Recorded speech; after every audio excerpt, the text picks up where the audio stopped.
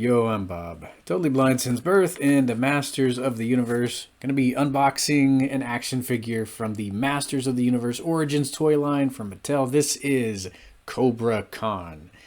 And, well, I like bad guys, so I thought, why not? He's always been one of my favorite characters, especially from the Mike Young He-Man show that used to air on Cartoon Network.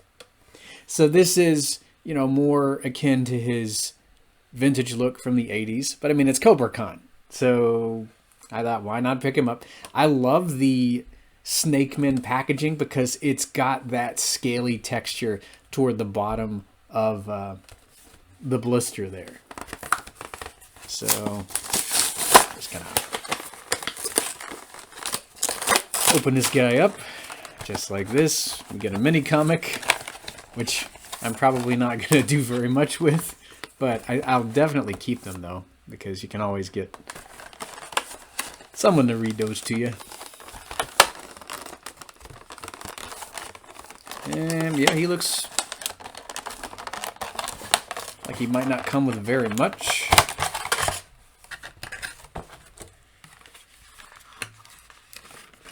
Here he is in his figure tray.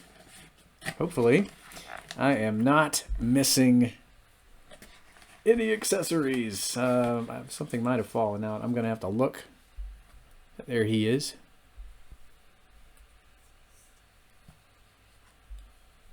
I'm going to pause this, break him out of the figure tray, and we'll get a closer look. Back in the blink of an eye. Alright, here's Kobra Khan out of his packaging. Just a really sinister looking snake. Well, he's a descendant of the snake men in some incarnations of Masters of the Universe. So in the 80s incarnation, he was voiced by Scheimer.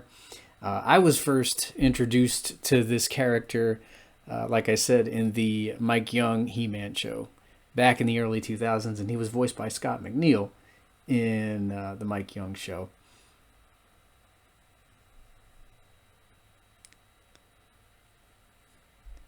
I'm really liking that head a lot. Here he is from the back.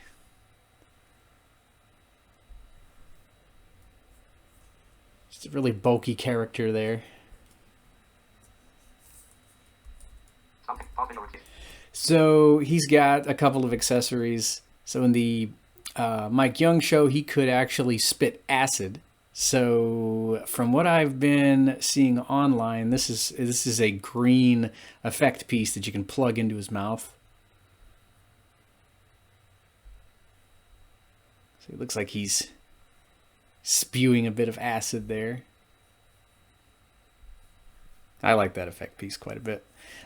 So the vintage toy could, just spray water. You'd take the head off, fill the body full of water, put the head back on, and, spray it from what I've been able to see. That must have been really cool. But I do like the idea that the newer Kobra Khan could actually spit acid.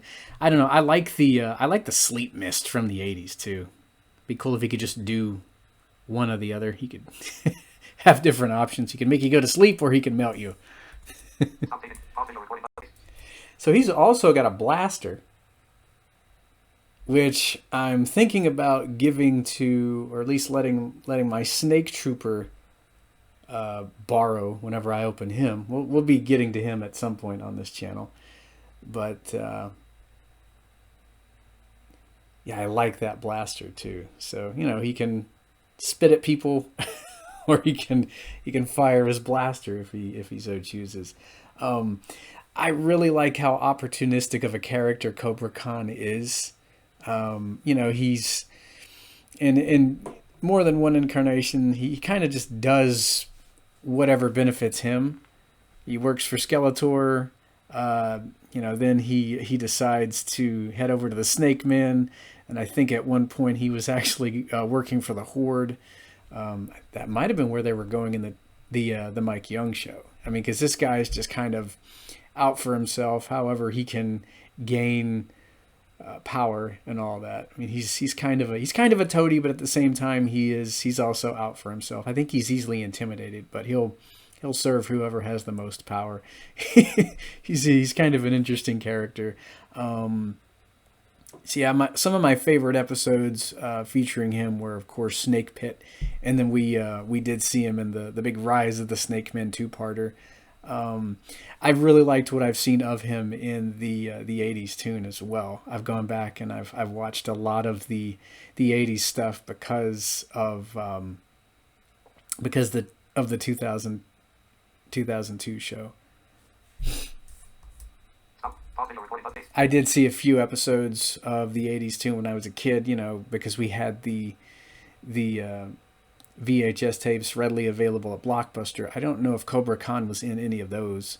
I don't really remember him being on any of the home videos, but he's become one of my favorite evil characters over the years. Pretty cool Snake Man, or descendant of the Snake Man, however you want to portray him. Anyway, that'll do for this figure review, and I'll hear you guys next time.